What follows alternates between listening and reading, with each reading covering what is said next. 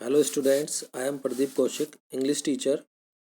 Today we will discuss the poem The Road Not Taken in ninth class. This is in Beehive. So I hope you will enjoy this poem and understand it. This poem is very beautiful poem. It is written by Robert Frost, an American poet who writes simply but insignificantly about common ordinary experiences. So this is a very beautiful poem. I hope you will understand it. Actually, this poem is based on his career, life based experience. So we will start the poem. Two roads diverge in a yellow wood.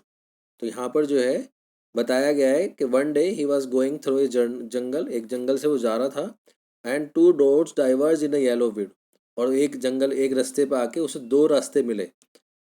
एक east में जा रहा था, एक waste में जा रहा था, यानी कि अपोजिट डायरेक्शन में दो रास्ते जा रहे थे। और यहाँ पर जो है येलो वुड का मतलब है सीज़न को बताया गया है कि येलो जो सीज़न जो है वो ऑटम का सीज़न था, पतझड़ वाला मौसम था, इसलिए इस मौसम में पत्ते जो है पीले पड़ जाते हैं, तो येलो वुड बोला गया है इसलिए। And sorry I could not travel both, तो being a one traveller he could not travel on both ways, तो दो रास्तों पर चल नहीं सकता हुआ क्योंकि एक ही आदमी है। And be one traveller long I stood, तो वो खड़ा रहा और देखता रहा, उसने दोनों रास्ते देखे। And look down one as far as I could, पहले उसने एक रास्ता देखा जहाँ तक उसे दिखाई दे सकता था। To where it bent into the undergrowth, जहाँ तक वो दिखाई पहला रास्ता देखा उसने जहाँ तक वो मुड़ नहीं गया रास्ता, उसे देखा उसने। Then look the other way, फिर उसने दूसरा रास्ता देखा। जस्ट एज फेयर, बिल्कुल निष्पक्ष तरीके से, कोई इसमें वो नहीं थी partiality. And having perhaps the better claim, तो उसे दूसरा रास्ता ज़्यादा अच्छा लगा। Because it was grassy and wanted wear, क्योंकि जो दूसरा रास्ता था उस पर घास थी, और वांटेड वियर का मतलब है उस रास्ते पे बहुत कम लोग चले थे। Though as for that passing there had worn them equally worn them really about the same, हालांकि दोनों रास्तों पे चलकर वो एक ही पर्पस को सोल्व करता, यानी कि उसकी रोजी रोटी आराम से चल जाती, तो अगर दोनों रास्तों में किसी पे भी जाता तो वहाँ पे उसको कोई प्रॉब्लम नहीं थी।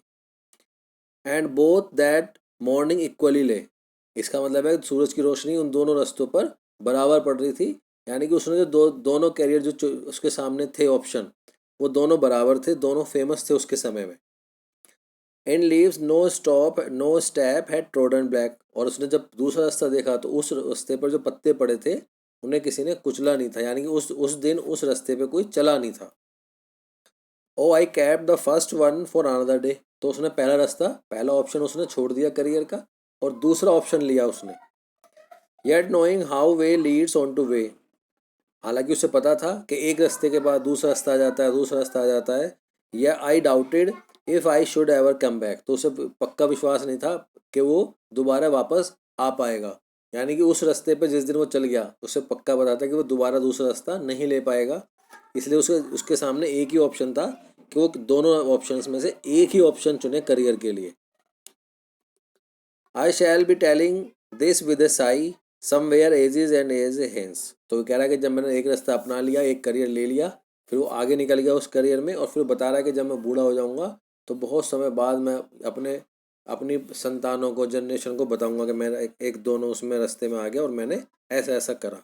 To roads diverge in a yellow wood and I took the one less travelled by, और उसने जो है वो रास्ता लिया जिस पे बहुत कम लोग चले थे, यानी कि पोएट का रास्ता लिया उसने, यानी कि उसने करियर जो है पोएट बनने का ऑप्शन चुना, हालांकि उसके सामने उस समय और भी रास्ते होंगे करियर में, doctor, engineer, but he decided to be a poet and that had made all the difference, और यहीं से उसका जीवन बदल गया और वो एक फेमस पोएट बन गया। So students, I hope you will enjoy it and understand it. Thank you. Thank you very much.